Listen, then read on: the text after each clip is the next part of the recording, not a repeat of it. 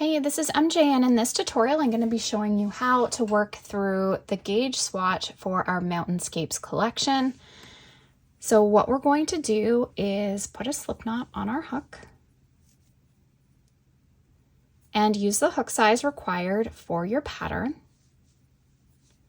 And I'm going to chain out a total of 28.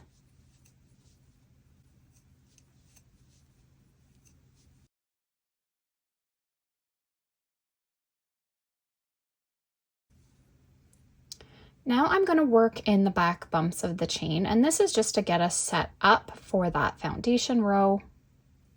So I'm going to work in the second chain from the hook, and I'm just going into that back bump. So we'll work in the back bumps of each chain across, and I'm going to have a total of 27 stitches. Okay, so I've worked all the way across, so we have our row set up here. Now we're going to chain 3, turn, and this is going to count as our first double crochet. So if you look here, this is the stitch that would be attributed to this double, so we don't work into that one, we're going into the next one. We're going to work a double crochet,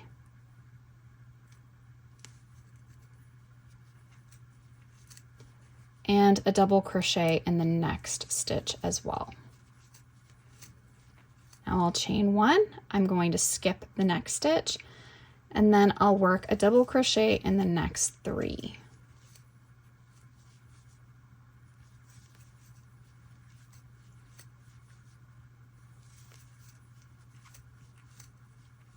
Chain 1, we'll skip the next stitch, and double crochet in the next 3.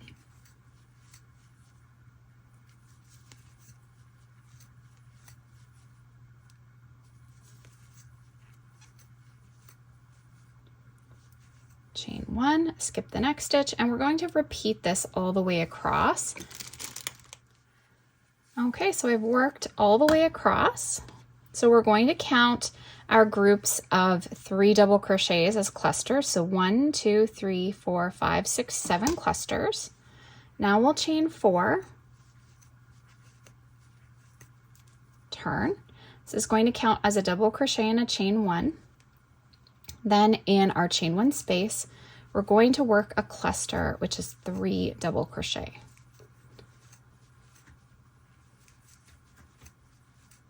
And chain 1. Into our next chain 1 space,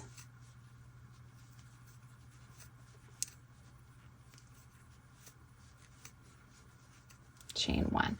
So we're going to work that across, cluster chain 1 in each chain 1 space across. So I've chained 1, and now we need to work a double crochet between our second and third double crochet of that cluster. So this row will have 1, 2, 3, 4, 5, 6 clusters and 2 double crochet. And now for row 3, we're going to chain 3, turn, and our first cluster is going to go in our first chain 1 space. So our chain 3 counts as the first double, and then we've worked 2 doubles to make a cluster, chain 1. Cluster, chain 1.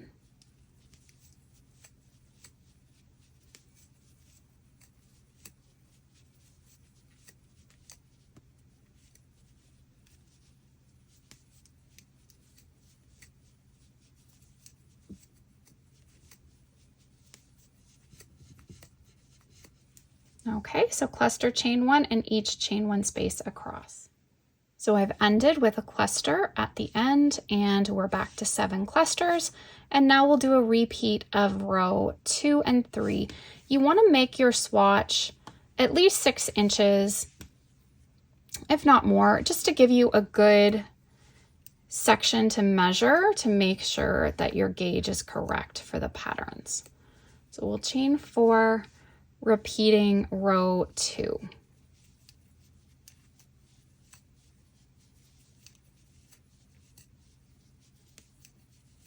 cluster, chain 1, and each chain 1 space across. So I'm going to go ahead and work up 13 rows, and then I'll meet you back up again. For our Mountainscape collection, both the rows and the stitches are really important in this pattern because it is worked from the side across. So when we work the garments in this collection, you're going to be working them this way. So our stitches will affect our arm width. The rows are going to affect the arm length. And then when we get to the body, our stitches are going to affect the length of the garment, and our rows are going to affect the width of the garment. So you can see that both of these, the gauge for both the stitch and the row is going to be very important for this pattern. So working up your swatch ahead of time and making sure you meet the gauge is going to make sure that your garment comes out to the sizing that I have put in the pattern.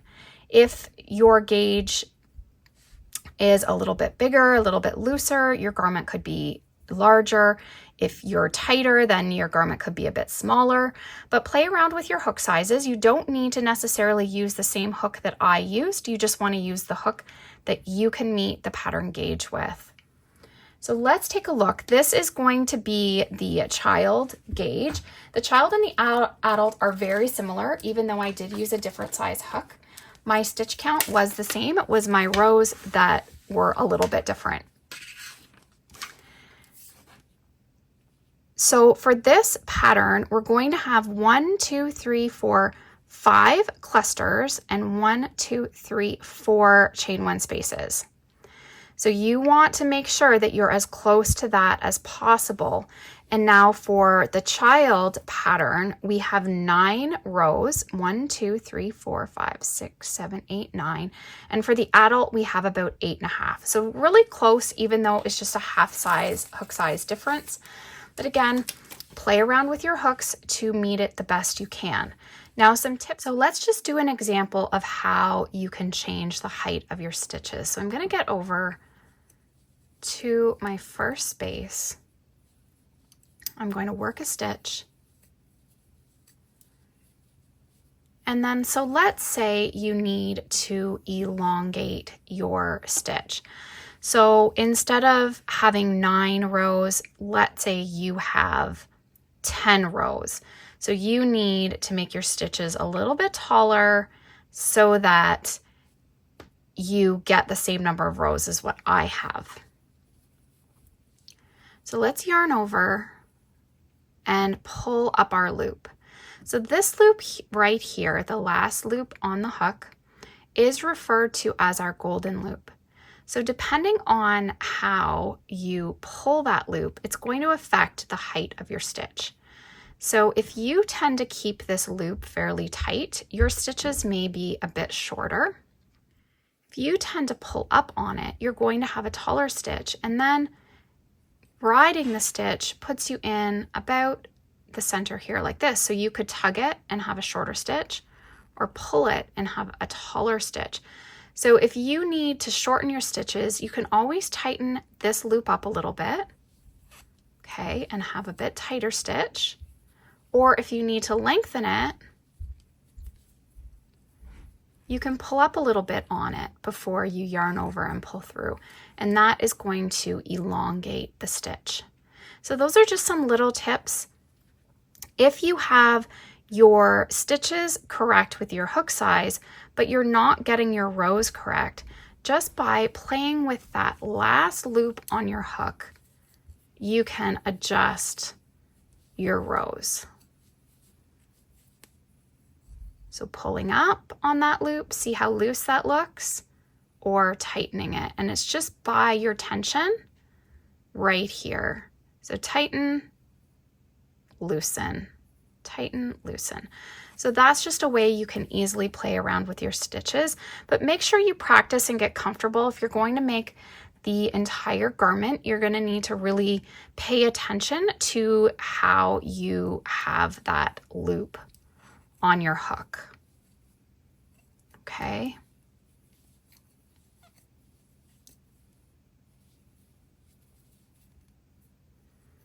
So by tightening it, you're just going to have a little bit more tension. By loosening it, you're just going to loose off, not have so much tension on your working yarn that you're holding. So also, again, by switching out a hook brand, that may change the way your stitches look, so you can continue crocheting as you normally would, but just by changing sometimes between a different brand of hook can alter the way your stitch ends up coming out. Taking the time to do this preliminary step is going to make sure that your garment is coming out sized correctly. Now, another thing you want to consider as well is the measurements included in the pattern. So look at the ease that this pattern has, and choose the size that you feel is going to best fit your body, how you want it to fit. So as an example, when I made my long cascade cardigan, I wanted it a little bit oversized. So I went with a medium size for that cardigan. And then I wanted to show you how the look could change by doing a smaller size that would fit a little bit more snug on my body. So I went with the small cardigan for the short version of it.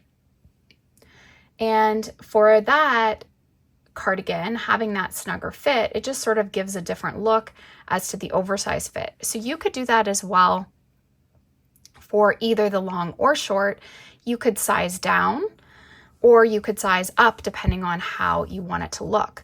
Now also within the pattern, you can still make some extra modifications. So because our sleeve is worked from the side across like this, you could choose the sleeve that you prefer the sizing. So if you know with your own body type, if you have a larger arm or a smaller arm, you could pick the sleeve that you feel is going to best fit your body, and then maybe make a different size for your body section. So your sleeve is basically worked all in one piece across. Then we get into the body section where we're working rows. So you can work fewer rows or more rows depending on what you need to fit your body. So it's a really easy pattern to customize exactly how you would like the fit. As well, the length is easy to change as well.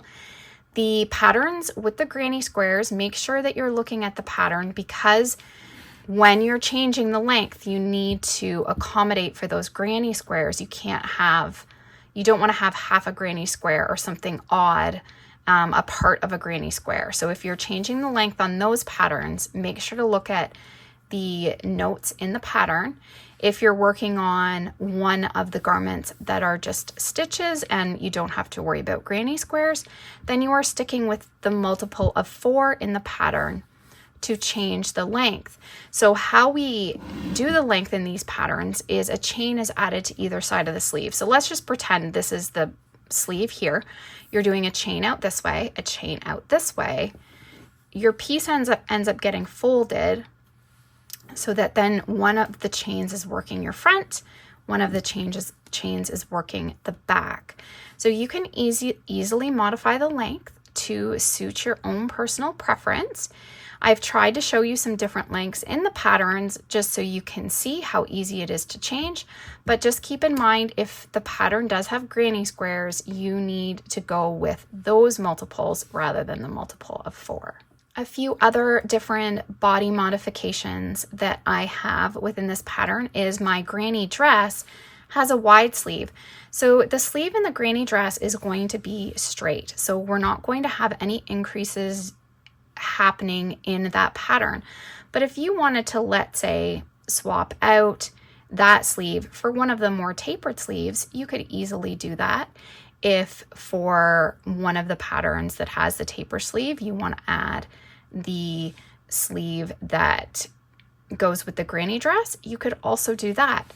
Another difference with the patterns is the way we finish the bottom. So some of them, the band gets cinched in, that ribbed band that we add cinches in the waist. If it's a shorter cardigan, if it's a longer cardigan, we keep the ribbed band more equal to the width of the cardigan. And also on our little children's dress, I swapped out the ribbed band around the bottom with just a really nice back loop band that you'll see in that pattern. So different ways that you can kind of customize the pieces for your style. Thanks so much for watching this tutorial. I hope these little tips and tricks will help you be successful at making our patterns in the Mountainscape collection.